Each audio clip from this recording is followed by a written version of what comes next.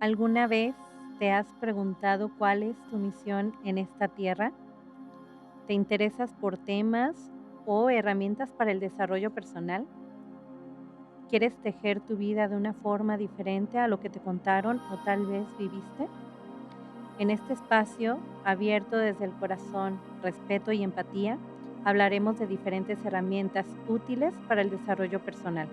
Conversaremos con diferentes personas, escucharemos diferentes pensamientos, historias, testimonios sobre lo que cada invitado hace desde su trinchera para mejorar esa parte del mundo en donde le tocó habitar. Un espacio de reflexión, risas y autoobservación. Mi nombre es Mayra Ochoa y te invito a escuchar Enredaderas del Alma. Cacao, abuelita, chamanismo, psicología, crianza respetuosa, tarot evolutivo, círculos de mujeres, reiki, tapito, camino rojo, yoga, meditación, taoísmo, temazcal, musicoterapia, sonoterapia, armonización. Hola, ¿qué tal? Bienvenidos a este podcast, Enredaderas del Alma. Hoy tengo el gusto y el honor de estar en una charla, porque no es entrevista, con un maestro, hermano y amigo que desde una decisión muy morbosa lo conocí y a través de sus palabras mi vida ha tenido mucha integración en puntos claves. Hoy nos acompaña mi hermano Humberto Alcalá. Mayra, gracias. Primero felicitarte por este espacio tan útil y bueno, un gusto estar aquí contigo, primero disfrutando de tu proyecto y bueno, aquí abierto a la conversación. Gracias por decir que sí a estas loqueras. Gracias a ti. Hermanote, yo te había hablado hace días y te había dicho que si estabas de acuerdo en que habláramos un poquito de la búsqueda personal y si nos da tiempo, hablar un poquito de lo que es el chamanismo. Entonces, yo recuerdo que yo inicié este camino con morbo, pero también detrás de mí el camino de la observación, porque cuando digo espiritualidad es como que ya no me identifico tanto ahí. Entonces, algo me llevaba a buscar y buscar y buscar. Y en lo que todos veían tal vez un aparente éxito, porque estaba en un punto en donde yo tenía un trabajo que estaba bien. Javier está todavía en un empleo donde estábamos estables. Mis hijos, todo estaba aparentemente bien. Pero había como algo que me hacía ruidito y me llevaba a buscar, a buscar, a buscar. Y las maravillas del universo, de las diosidencias, las coincidencias, me llevaron un día con la abuelita, que en otro episodio hablaremos de esto, pero justo pensaba en esto, como muchos sí tienen como ese vacío y buscan algo que los llene, pero otros pueden decir, lo tengo todo y aún así siento que me falta algo. Entonces, me gustaría que nos contaras un poquito de tu camino personal, qué te llevó a ese gran cambio. No sé si nos quieres platicar un poquito del Humberto de antes. Bueno, el Humberto antes de la medicina, antes de esta experiencia que me cambió la vida, pues era aquí una persona que vivía en Tepatitlán. Nací, crecí en Tepatitlán. A los 17 años, recién cruzados los 18, me fui a vivir a Estados Unidos. Crecí en un contexto de carencias, porque mi padre había tenido un accidente vehicular, se quebró la espalda, entonces caímos en una situación difícil. Me voy a Estados Unidos a esa edad. Con el paso de los años me fue muy bien. Terminé siendo dueño de un negocio de construcción. Me iba muy bien.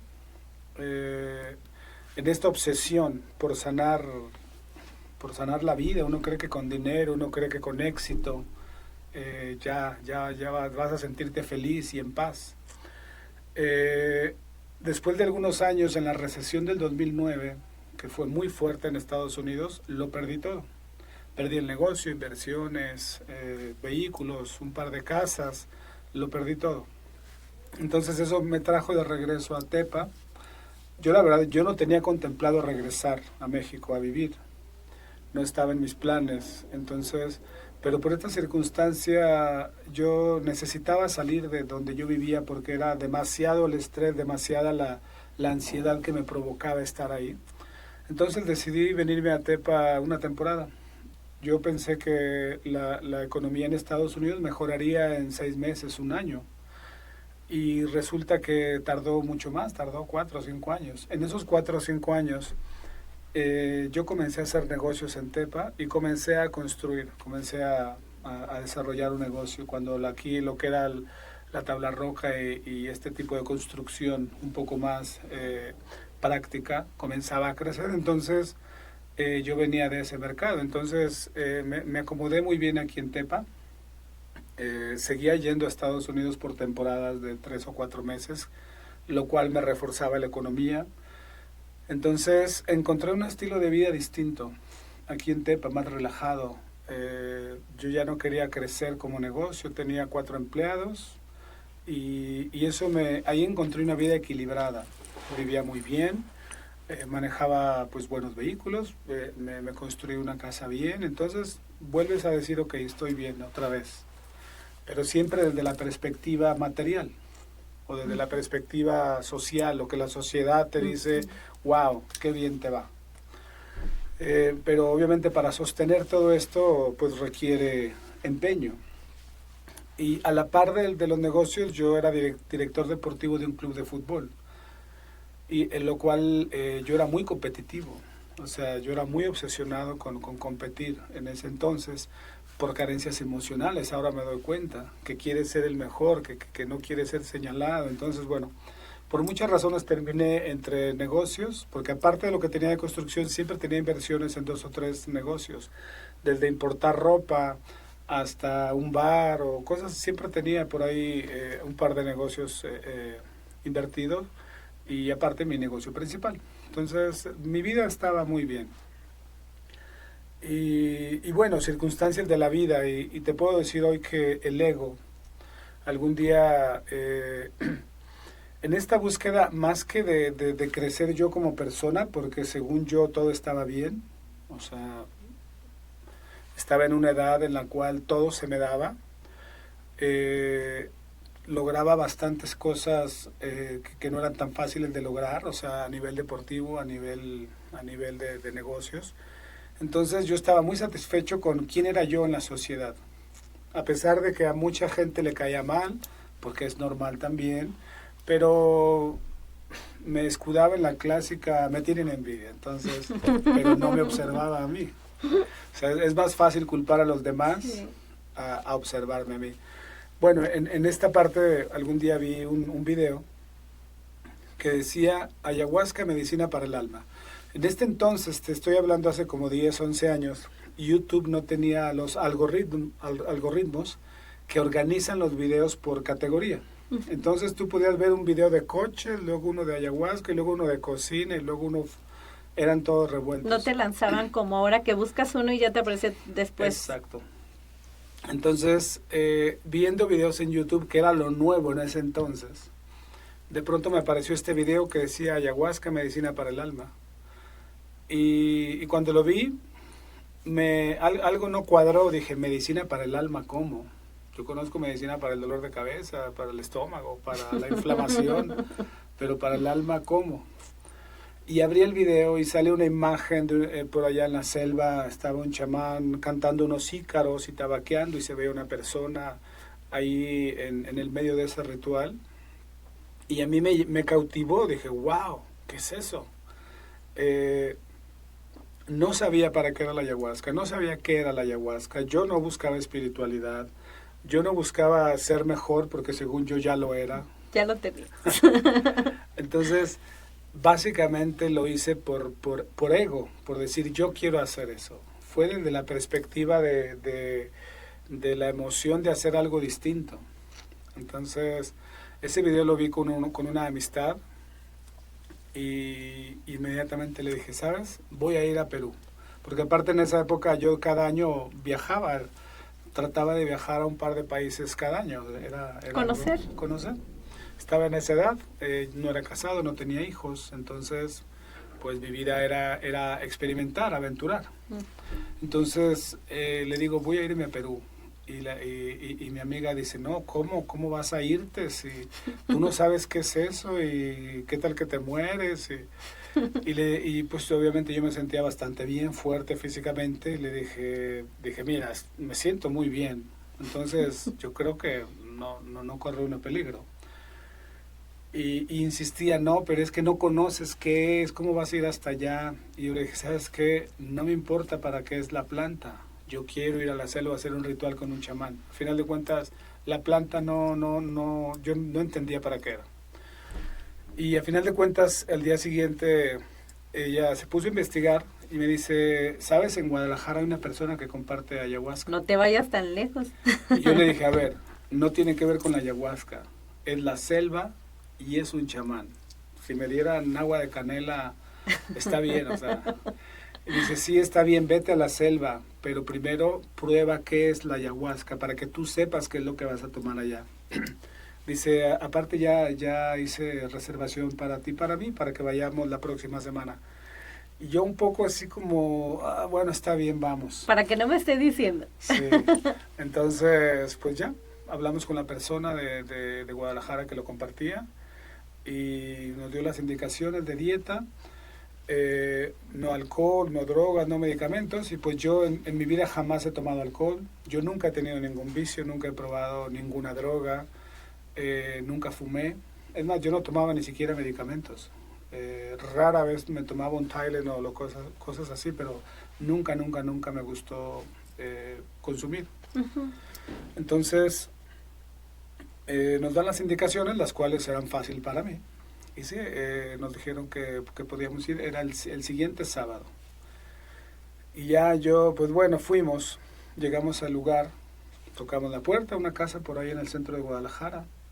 Abre la puerta una chica que estaba vestida raro para mí, o sea, con un atuendo distinto. Y entramos a su casa y tenía diferentes imágenes espirituales, tenía Buda, tenía Ganesha, y entonces entre su vestimenta y el lugar yo pensé, ¿en dónde me estoy metiendo? ¿Te dio un poco de miedo? Me dio un poco de qué estoy haciendo aquí. Miedo creo que no, porque hasta eso yo lo veía desde esta soberbia de ¿qué me va a hacer esto? ¿Me explico? Ni siquiera, no me daba miedo porque yo todo lo veía como un juego. De hecho, para mí parecía como si fuera un pequeño acto, ahí de que ella se disfrazó y el lugar estaba... O sea, mi soberbia así lo veía. Uh-huh. Y bueno, ya hagamos esto. Bueno, comienza el ritual en la sala. Y ella comienza a invocar elementos y a agradecer a Apus y a mencionar cosas que yo... En la vida jamás había escuchado todo esto.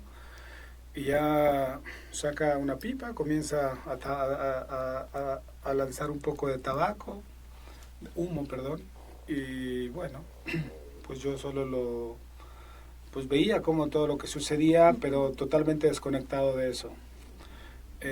Y ya cuando se llega el momento de tomar la medicina, la tomé y no sentía nada.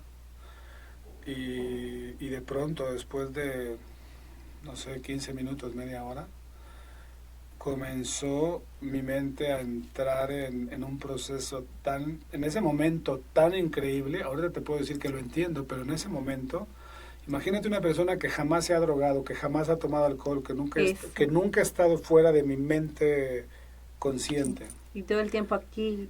Y de pronto entrar en un mundo distinto, o sea, una forma de pensar distinta a través de atravesar capas dentro de uno, atravesar estas capas que se manifiestan en colores, que entonces esa parte a mí ahí sí sentí miedo.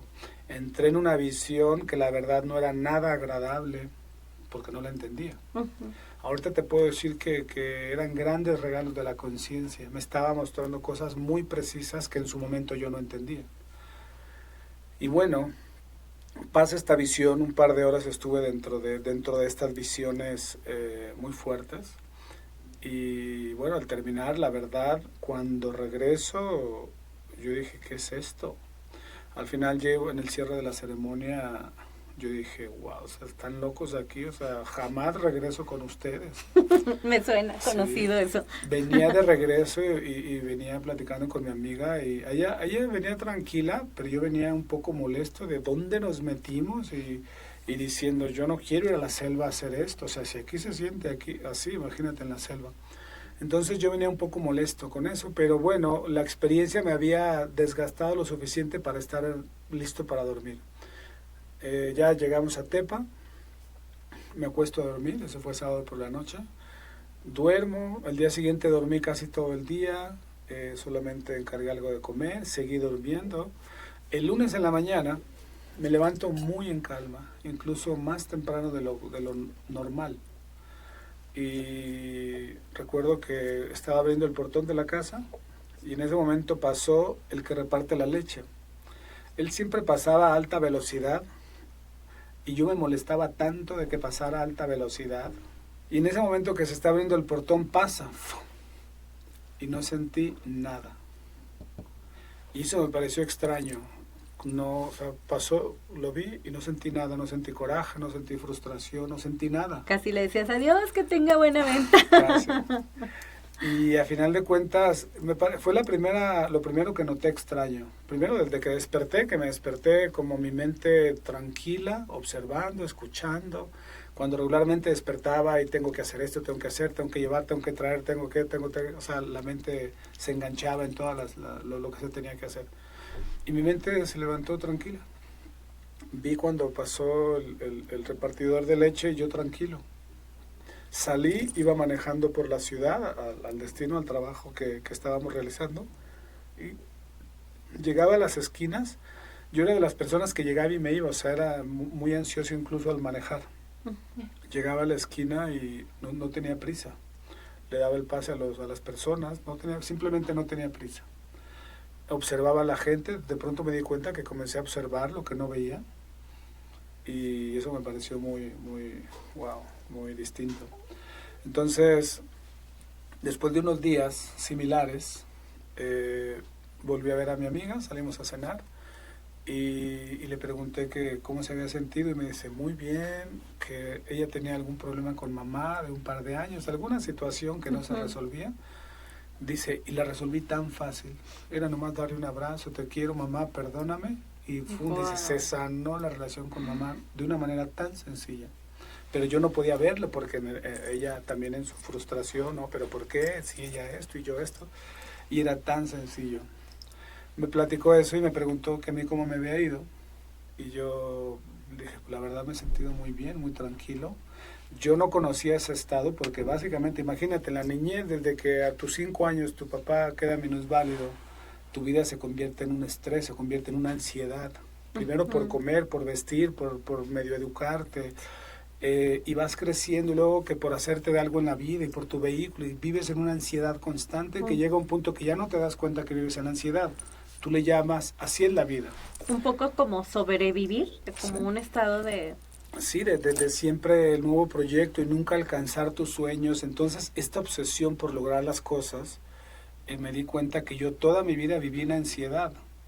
Y por si no fuera poco, en depresión, porque yo sentía mucha lástima por mi niñez, por qué me pasó a mí, por qué me dijeron, por qué me hicieron. Entonces era una mezcla entre depresión, porque todo mi pasado lo cargaba en el corazón, y obsesionado porque todo sucediera y crecer. Entonces tenía una mezcla de depresión y ansiedad. Después de esa sesión de ayahuasca, que me di cuenta que estaba en paz, o sea, le dije, pues me he sentido muy bien, pero hasta ese punto yo no le daba el total crédito a la medicina. ¿Qué creías que Yo era? pensé, bueno, quizás es una buena semana, quizás solamente son así. Y nos volvimos a ver, y como a las 2 semanas noté que comenzaban a regresar algunas ansiedades, algunas cosas que volví a sentir este coraje que emanaba de ciertas situaciones. Y le comenté a mi amiga, oye, no me gusta la ayahuasca, ¿están locos? Le dije, pero vamos una vez más. Le dije, a ver si es cierto, o sea, yo a ver si es cierto, están locos, no me gusta, pero vamos a ver si es cierto. Fui la segunda vez, de nuevo visiones fuertes que yo no entendía, y la chica se conectaba tanto con la parte ceremonial que no nos ayudaba a integrar nada. No había un diálogo, no había una plática sobre cómo procesar, sino que ella era tan tradicional su manera de compartir, que ella, agradeciendo rumbos y apus, y tan preocupada por todos los elementos del ritual, que la verdad nunca recibí ningún tipo de integración, ni siquiera en una charla de, oye, pues, sentí esto, ¿qué crees que es? ¿No? Wow. Entonces, decidí regresé,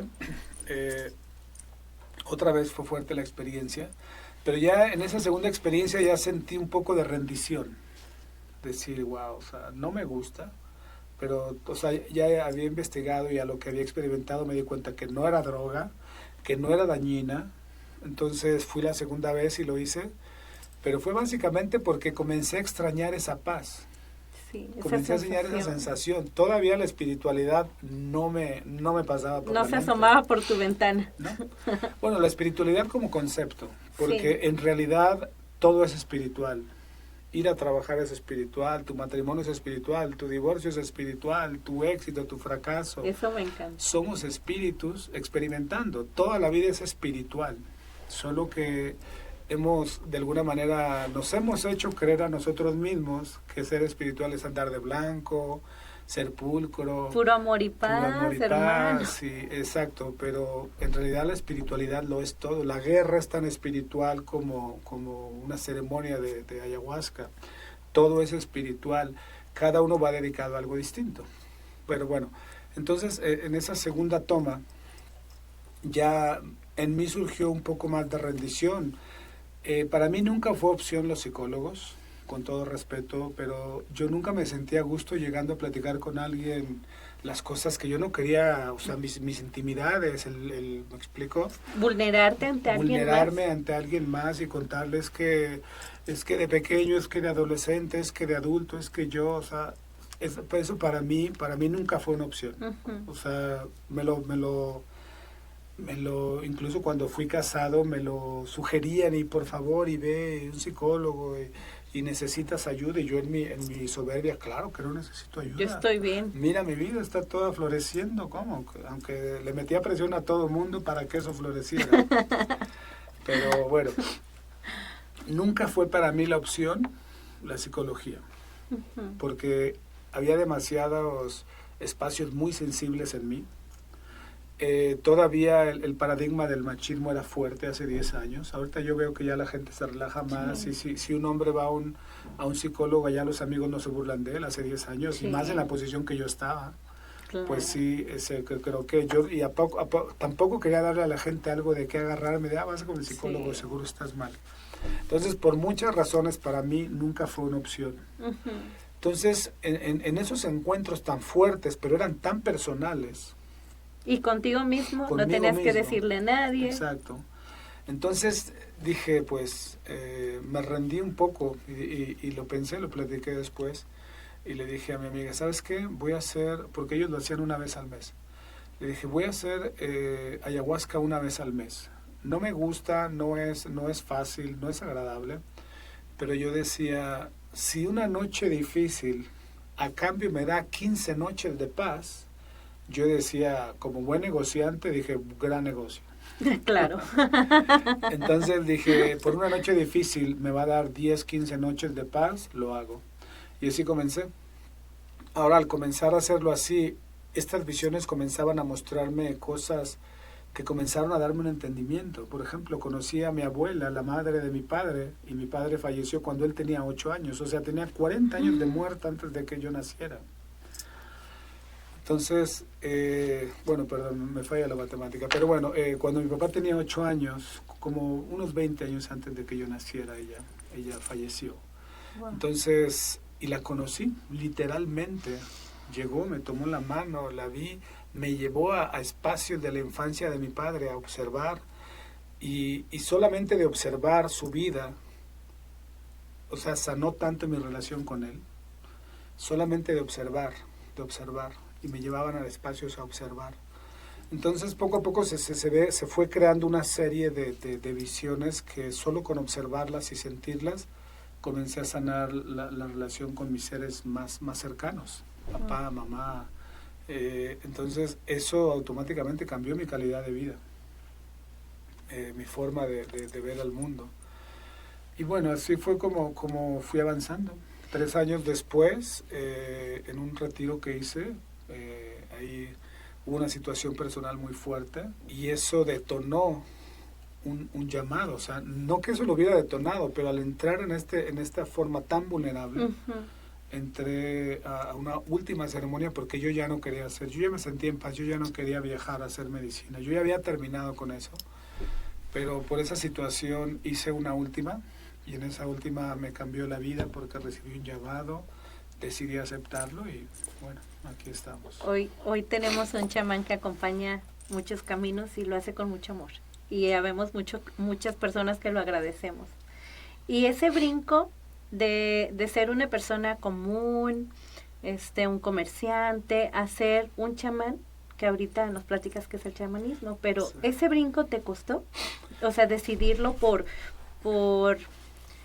las normas sociales, porque tal vez eso no entra en la idea del éxito, porque los caminos de vida de repente a veces están estructurados por la tradición familiar o por otros contextos, no sé. ¿Te costó trabajo dar ese brinquito? Bueno, primero que nada de contexto chamánico hay en mi familia, o sea, religioso, así. Entonces, yo no conocía a ningún chamán, o sea, nadie de mis amigos, jamás escuché a nadie decir yo quiero ser chamán, o sea, algo que no existía en mí, ni a mi alrededor. Y, o sea, fue extraño porque, mira, cuando yo recibo el llamado, fue así, o sea, te lo voy a resumir un poco. Al final de una visión muy fuerte, muy potente, en la cual tuve un encuentro con mi primo, el cual se quitó la vida. Al regresar de esa visión, mi mente estaba totalmente asombrada, porque yo no creo, o sea, imagínate, acababa de platicar con él, me dijo cosas. Fue algo muy impresionante para mí. Okay, al final de esa visión yo estoy totalmente impresionado y no sé qué hacer con esa información. Entonces, estando en este estado, recibo un llamado desde la conciencia de la medicina que me dice, tú vas a ser chamán. Y en ese momento yo me asusté. Dije, no, yo no estoy aquí para ser chamán, yo ya me voy, o sea, esto no es para mí, y digo, como para dedicarme. Sí. Y entonces sí sentí un poco de miedo y me repitió, tú vas a ser chamán, pero de una manera amable, como un augurio, como diciendo, tú vas a ser chamán, no ordenándome o condicionándome, sí. Simplemente me lo dejaba saber. Y cuando me lo dijo la segunda vez, comenzaron a pasar, entré en otra visión en la cual pasaban por frente de mí, como si fuera un carrusel, pasaban las imágenes desde la primera chica que me compartió ayahuasca, la que te digo que se vestía distinto, y luego otros participantes que estaban muy avanzados en todo esto, mucho conocimiento, maestros de Reiki, maestros de yoga, maestros, y luego había conocido algunos shipibos y otros chamanes. Entonces cuando de pronto que comenzaban a pasar todas estas imágenes religiosas, espirituales, todo lo que yo entendía como espiritual, ya 3 años después hasta ese momento. Y cuando yo los veía con mucho respeto, y con cierto complejo de inferioridad, porque yo decía, es que le contesté a la medicina, abuelita, porque así le llamamos de cariño, yo no puedo ser chamán. Viéndolos a todos ellos, decía, yo no puedo ser chamán porque yo no soy como ellos, pero viéndolos desde el respeto. Claro. Y me contestó la medicina, por eso, porque tú no eres como ellos, tú vas a ser chamán.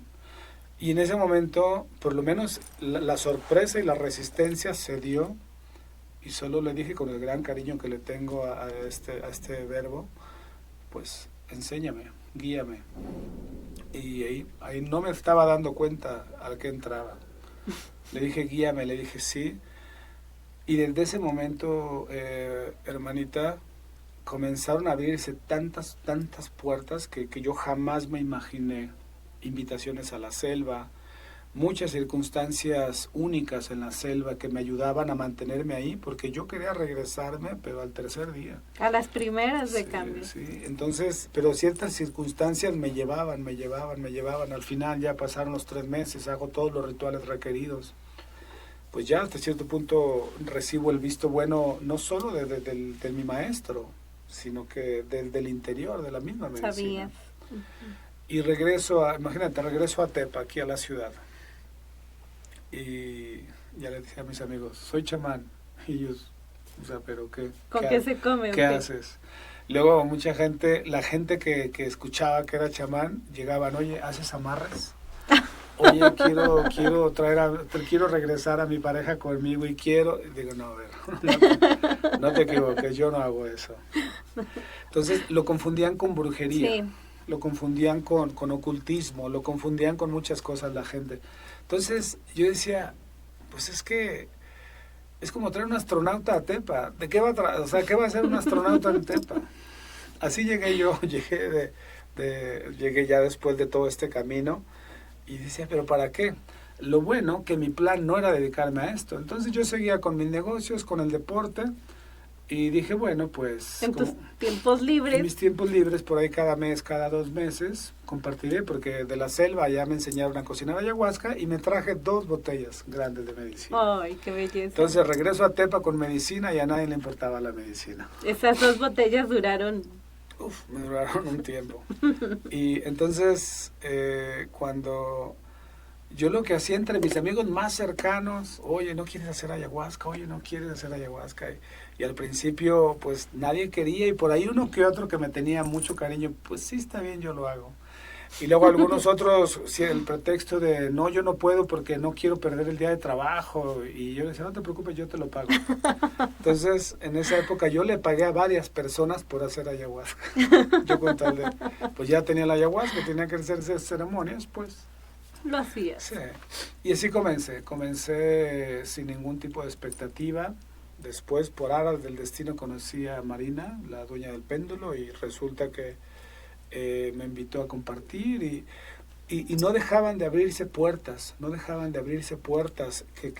o sea, y todas eran, yo no las buscaba, todas de alguna manera se me presentaban y así estuve un par de años compartiendo así informalmente. En el péndulo no existía ni siquiera el Osho-J, así que en las pequeñas cabañitas compartíamos ceremonias de 4 o 6 personas. Entonces, pero informalmente, una vez al mes, cada 2 meses, o sea, yo lo tenía como algo que hacía por ahí. Esporádico. A veces lo hacía en la sala de mi casa, antes que el péndulo lo hacía en la sala de mi casa. Y así fue dándose, pero yo no me daba cuenta todo lo que venía. Oye, hermanote, y en ese, porque dices de todas las oportunidades, bueno, sí, se van abriendo las puertas, los caminos. Cuando tú me dijiste un día algo muy bonito, cuando dices sí a la vida, todo se dispone. Todo. Y creo que es como un buen termómetro de saber en dónde estamos. Digo, no para corregirnos, ni castigarnos, ni latigarnos, pero creo que algo hay de cierto en todo eso. Cuando porque te conocí hace 3 años, 4 años, 4 años. 4 años. También en una casa. Javier hablaba muy bien de un chamán y yo decía, ya le lavaron el frasco. Ya lo embrujaron. Sí. Y también mi experiencia al principio, pues ya la conoces tú, pero me la pasé gritando y también dije, yo no vuelvo. Lo mismo después, así como un tiempo más ligereza. Y ahora ya no cabrían las personas en una sala. Pero es bonito porque es como, no es como, es desde el amor. Sí. Primero comenzó desde la no expectativa y el agradecimiento. De hecho, todavía el primer año, cuando ya comenzaban a ir bastantes personas, yo sentía pena cobrar. Sentía pena que me dieran algo por algo que para mí era tan hermoso, que toda la vida a través de mis otras actividades me lo remuneraba. Hasta que Marina me hizo ver que para que este camino creciera tenía que haber una retribución, aparte para que la persona valorara lo que sucedía, y por muchas razones. Entonces, poco a poco, volviendo a lo del sí a la vida, obviamente, a través de todo este trabajo te comienzas a observar mucho lo que es la naturaleza, comienza una conexión distinta. Y comencé a entender que el universo siempre funciona hacia adelante. No hay procesos hacia atrás en la naturaleza. Sí. No hay animales que caminen hacia atrás en la naturaleza de manera natural. Uh-huh. Algunos lo pueden hacer como los caballos, pero no es natural. Uh-huh. Nada de la naturaleza camina hacia atrás. Entonces me di cuenta que la naturaleza es un flujo hacia adelante. Es un sí, sí, o sea, y te va a guiar, sí. Entonces aprendí a decir que sí. Oye, ¿me compartirías? Sí. ¿Vendrías acá? Sí. Y de pronto me comenzaron a invitar a Washington, a Las Vegas, a Chicago. Comenzaron a surgir invitaciones así. Y yo siempre diciendo que sí, claro que sí. Y bueno, esto se fue expandiendo. Entonces no me daba cuenta que aquella vez cuando le dije a la medicina, sí abuelita, enséñame, en ese momento, sin darme cuenta, me alineé con la vida. Me alineé y de ahí en adelante, sí, o sea, todo es un sí. Entonces, eso me ha llevado no sé, a una energía distinta, a no estar cancelando, no estar... Es que eso está mal, es que él está equivocado, es que eso no debería, o sea, no entro en el no entro en el cancelar nada. Decido observar siempre desde lo... Si hay algo con lo cual no comulgo, no lo cancelo. Lo dejo en paz y creo algo distinto. No gasto mi energía en el no o en el contrarrestar a alguien. Entonces, pues este camino me ha enseñado esto, a ir en un flujo hacia adelante con lo que es el universo entero, que es un flujo hacia adelante.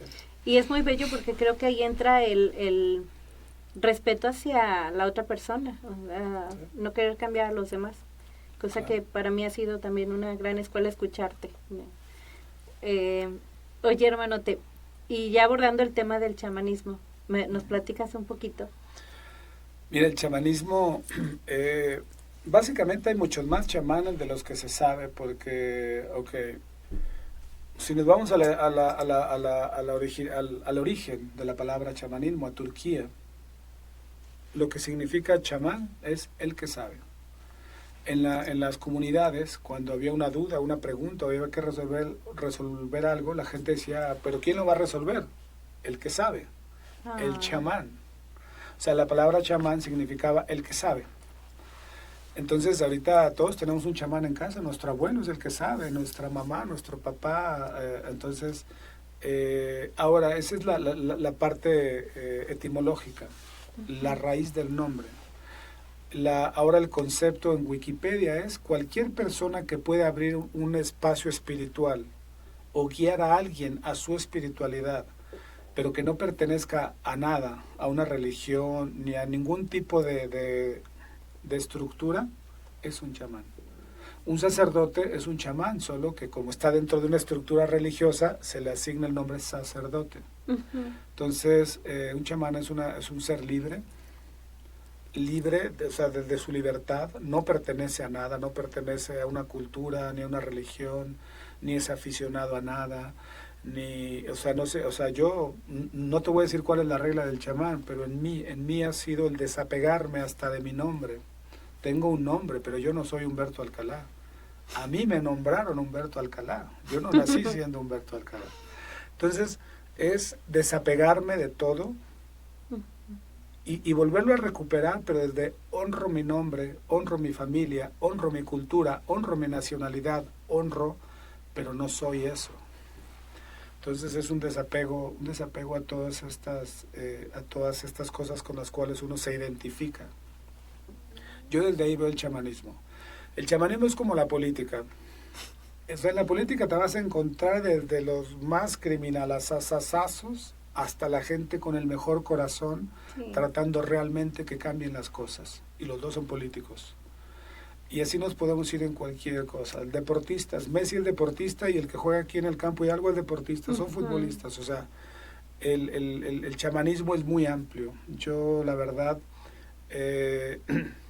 O sea, es el nombre que me asignó la misma planta. No es como que yo dije, yo quiero ser chamán, porque algunas veces me han hecho dudar de por qué soy chamán y por qué.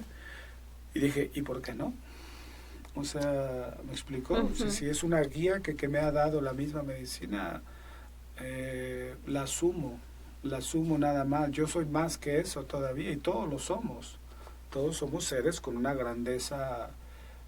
Imagínate, toda esta galaxia funciona para que nosotros podamos vivir, que si no somos seres privilegiados y somos seres realmente escogidos para una misión. Estamos en la cima de la evolución, estamos en la cima de todas las cadenas alimenticias, somos los seres más adaptables, es la tecnología natural más avanzada de esta galaxia. Entonces, ¿cómo no saber que somos seres privilegiados? Sí. ¿Cómo no saber que somos seres sagrados y que tenemos una oportunidad de experimentar? Entonces, yo desde ahí veo el chamanismo. No desde la, o sea, de ninguna manera creo que un chamán es mejor a un agricultor. O sea, yo soy chamán, no es, eso no tiene que ver con ser mejor o peor, simplemente es lo que soy. Y reconozco todas las formas de vida y de entendimiento como una expresión única, al igual que la mía, sin mayores, sin menores, sin buenos, sin malos, sin culpables, sin víctimas. He ido erradicando de mi visión de vida estos términos. Y eso me encanta porque, bueno, para retomar un poquito, la búsqueda de la propia verdad. Yo la intención de este podcast, en el primer episodio lo dije, es con la intención no de cambiarle la mentalidad a nadie, pero sí esto es semilla para que cada uno encontremos nuestra propia verdad, porque yo recuerdo que cuando yo llegué contigo, era como que yo estaba esperando que el chamán me dijera esto está bien, esto está mal, hazla así, hazla así, y creo que viene como de una cultura de ir aprendiendo a obedecer, a seguir normas, a hacer, y yo era también muy controladora, todavía hay algo. Pero sí como bajo las normas sociales, esto está bien, esto está mal, y qué bonito llegar a un punto en donde encuentres tu propia verdad y sí escuches a los demás, pero si tú estás no consciente, más bien si estás tranquilo y en paz con lo que estás haciendo, entonces ahí es donde encuentras esa parte de no hay buenos, no hay malos, no hay víctimas, no hay agresores, y eso se me hace muy bonito porque escucho y me veo muchas veces en ese punto de estaré haciendo bien, estaré haciendo mal, y qué pensarán y qué sucederá. Claro. Y un chamán sale de todo ese contexto, abandona un poquito las reglas sociales de alguna manera para caminar su propio camino. Para desarrollar su entendimiento y decir, ok, es que esto yo lo veo a dos niveles. Está el nivel humano. A nivel humano tú no puedes decir no hay buenos y no hay malos. Porque ¿cómo le dices eso a la mamá de alguien que perdió su hijo a manos de alguien más? Claro. Hay que ser empáticos, hay que respetar las formas de pensar de la gente. A nivel espiritual, en mi entendimiento, no hay buenos y no hay malos. Ambos fueron víctimas de una manera distinta. Sí. Entonces, trato de ser respetuoso con el orden humano. Trato de observarme desde dónde hago las cosas. Por ejemplo, yo antes decía, quiero ayudar a la gente. Después me di cuenta que creer que yo ayudo a la gente me hace sentir un poquito mejor que ellos. Entonces dije, no, yo no ayudo a gente, yo acompaño a gente. No tomar lados, y algo que me ha servido mucho, ver a la gente por lo que es. No verlo por lo que me está diciendo que es, por su tragedia de vida. No, bueno, es tu experiencia, va a ser tu sabiduría. Entonces, cuando yo puedo ver a una persona por el ser divino y sagrado y por la experiencia de vida única y por el cúmulo de información que representa cada ser humano, cuando tú los ves así, cuando los ves desde su grandeza, no los ves desde su carencia. En cuanto tú ves a una persona desde su hermosura, desde su grandeza, desde su ser único, la gente inconscientemente reacciona a eso. No lo entiende, porque mucha gente está acostumbrada a que le diga, no, pobrecita, y estuvo mal, pero como... Que te soben la herida. Exacto, y como yo no lo veo desde ahí. Yo trato de utilizar mi mejor juicio. No te estoy diciendo que yo ya la hice y que yo soy el que toma las decisiones impecables, ¿no? Yo mismo he ido aprendiendo a acompañar personas, pero eso sí, trato de verlas desde la grandeza que hay en esa persona. Todas sus cosas de vida quedan afuera de donde yo comparto, el que, o sea, sin buenos y sin malos, y sin ricos, sin pobres, sin nada.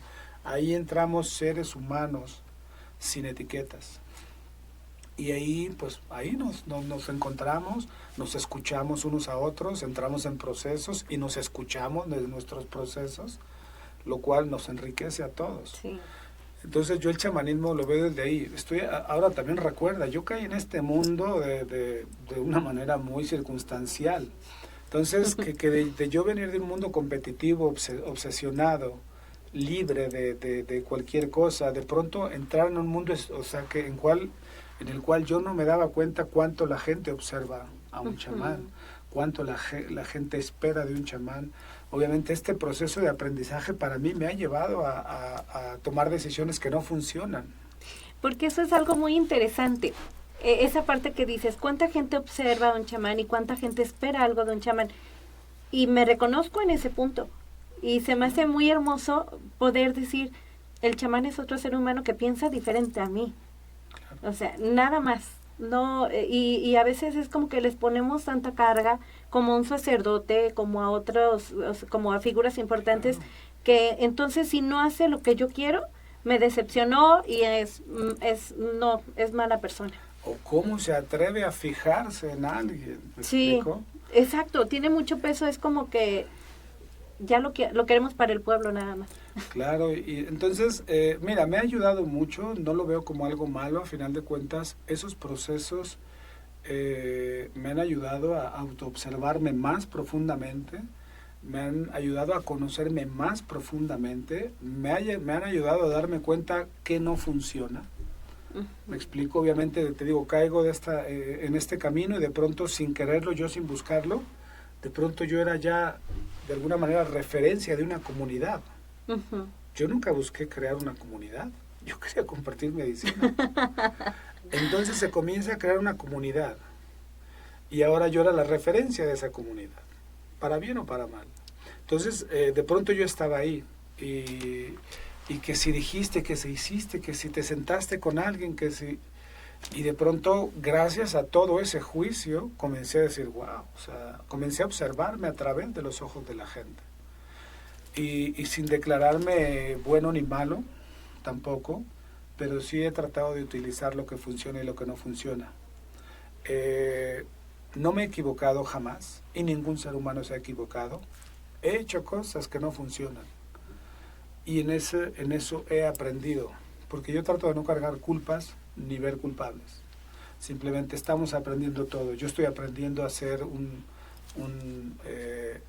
no te voy a decir un buen chamán, porque tampoco hay buenos chamanes ni malos chamanes. Estoy tratando de ser una persona que pueda servir lo más óptimamente posible. Nada más, o sea, es como busco ser un buen servidor del ser humano. ¿En algún punto te pesó mucho el cómo te veían las personas? O por ejemplo, sí que resonara en ti, híjole, sí es cierto, dijeron esto y es que sí, que te latigara algo. ¿Sí? Claro, en su momento sí, pero gracias a la vida que tengo en mis manos, una medicina tan hermosa que me vuelve a hacer ver, me regresa a esta perspectiva de todo está bien, o sea, está bien, vuélvelo a intentar, inténtalo de nuevo.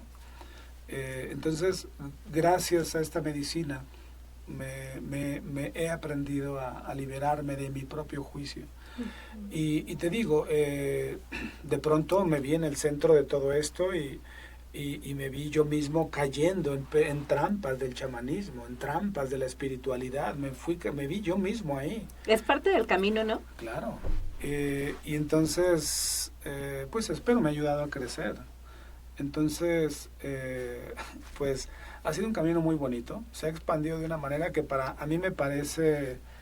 Si alguien me hubiera dicho, te va a suceder esto, y tu camino va a ser así, yo me hubiera reído de esa persona, de todo lo que me sucede. Y me sigue sucediendo. Entonces, siempre desde el reconocimiento que siempre hay nuevas formas para servir mejor. Siempre desde el reconocimiento que los seres humanos solo somos distintos. Solo tenemos distinta información, distinto dolor. Nuestra casa se armó desde un distinto trauma. Porque cada familia ha sido marcada por una tragedia, por un evento, por algo ha sido marcada, y desde ahí ven la perspectiva. Sí. Ninguno ha elegido sus circunstancias. La vida nos ha elegido las circunstancias para que nosotros desde ahí surjamos. Entonces, pues... Y nosotros decidimos qué hacer con todo aquello que nos sucede. Nosotros decidimos si lo cargamos o lo sanamos y lo utilizamos como una herramienta para ayudarle a otra persona que tiene esa misma montaña y decirle, mira, puedes soltar tu montaña, recupera lo bueno y camina hacia adelante. Tú dices una frase muy bonita que la repito mucho, que tu dolor sea tu medicina. Claro. Todo eso que no te gusta, todo eso que te confunde, esa ansiedad, esa depresión, un día va a ser tu medicina. Un día va a ser lo que tú le vas a hacer, le vas a regalar al mundo. Le vas a decir, mira, yo sentía eso, pero hice esto y salí de ahí. Entonces, la tragedia que te dio la vida va a ser tu medicina. Cuando logremos, ahí está el alquimismo. Cuando tú logras transformar metafóricamente el carbón en oro, en un diamante, cuando tú logres transformar esta situación tan difícil en oro, como lo hemos visto en la historia con los grandes maestros, como su palabra se convierte en algo muy valioso. Entonces, sí, o sea, yo creo eso firmemente porque he sido testigo de eso. Si yo me juzgara como me juzgué toda la vida, yo no, o sea, obviamente no hubieras avanzado. No hubiera avanzado, estaría todavía en la víctima y pobre de mí, necesitaría gente que me dijera, ay, sí, pero todo está bien. Peleando al lechero que pasaba por tu casa. O en la contraparte y sin ánimo de pisar ningún terreno que no me corresponda, oyendo con alguien a decirme, me declaro culpable porque pequé, o sea, confesarme tampoco. Creo que la autoobservación, la autorreflexión, y sobre todo que de la autorreflexión puedas modificar algo, creo que es más útil verlo desde el lado positivo, así sea algo que aparentemente no lo es. Buscar el lado positivo te ayuda a transformarlo. Cierto, y era lo que te decía hace unos minutos, que también sin ánimos de pisar terrenos que no me corresponden tampoco, hay un punto en el que ya no lo haces por no pecar, por no irte al infierno, hay un punto en el que lo haces porque ya no, o sea, ya no quieres repetir más de lo mismo y sabes que ya lo hiciste mucho tiempo así, no te funcionó, y les digo, por conciencia o por conveniencia, sabes que todo regresa, entonces es parte de... Oye, hermano, otra pregunta. Hace tiempo yo te decía que hay ese título de maestro y a mí me encanta ese concepto, esa explicación que tú das, que me parece como bien integral, muy integral para el ser humano. Okay. Me gustaría que cuando te dicen maestro o cuando te decían al inicio, ¿qué sucedía? Mira, al principio uno cae en estos falsos clichés de no, yo no. Si alguien me decía maestro, no, yo no soy, pobrecito. Toda mi humildad afloraba y esta humildad conceptual, porque tampoco es humildad. Hacerte pequeño no es ser humilde. Para mí la humildad es reconocer la grandeza de los demás. No es yo hacerme pequeño para que ellos se vean grandes. Es reconocer la grandeza fuera de mí y dentro de mí. Yo desde ahí veo la humildad, no desde la pequeños y grandes o chiquitos y grandes, no, desde la igualdad. Bueno, pero al principio me decían maestro, y yo casi me disculpaba, no, ¿cómo crees? No, yo no soy maestro. Pero si alguien me decía, eres un charlatán, como que me molestaba, pero casi les creía. Sí. Eres un farsante, eres un impostor, eres un loco, eres un maestro, eres un esto. Entonces comenzaron a llegar tantos términos a mí, así, porque te digo, de pronto estaba en el centro de una comunidad holística Y unos me llamaban impostor, otros me llamaban farsante, otros de todo. Y luego, pero yo me sentía incómodo cuando me decían maestro. Entonces, obviamente regresamos, la medicina, estas meditaciones profundas, esta observación de las palabras, cómo se escuchan, de cómo resuenan dentro de mí, cómo resuenan fuera de mí. Y un día comencé a aceptar la palabra. Ahora aquí hay una diferencia. Yo no me veo como maestro. Yo nunca llego a un lugar y digo, mucho gusto, soy Humberto Alcalá, soy maestro. Yo creo que son títulos que la gente te los tiene que dar, no tú mismo. Pero también he aprendido a no tomarme personal si alguien me dice, ¿eres un estafador o eres un maestro? Ninguno de los dos habla de lo que soy yo, habla de lo que son ellos. ¿Me explico? Sí. Ni uno es mejor que el otro, pero uno te habla de cierto resentimiento y el otro te habla de cierto respeto. O sea, como la gente me define a mí, no habla de mí. Como la gente me define a mí, habla de ellos. Como yo defino a la gente, no habla de, o sea, no habla de ellos, habla de mí.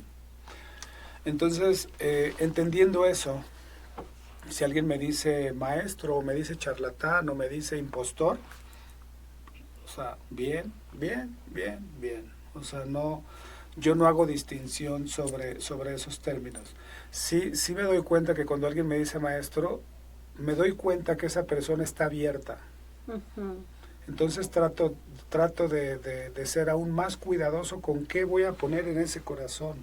Porque cuando alguien te dice maestro, quiere decir que algo en él está abierto a escucharte.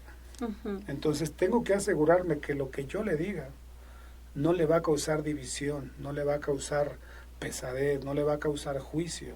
Sí. Entonces, ¿cómo me llama la gente? Yo lo veo más como una forma de la apertura que hay de aquel lado, no de mí, o sea... Y de cómo ellos ven, como el que se expresa, como ve el mundo, ¿verdad? Sí. Me da mucha gracia porque cuando te platiqué, me dijiste, ¿cómo cuando, o sea, te dicen maestro, no lo tomas, pero te dicen menso y luego lo agarras. Sí, te la si te dicen maestro, no, pues ¿cómo crees? Yo soy muy pequeño para ser maestro.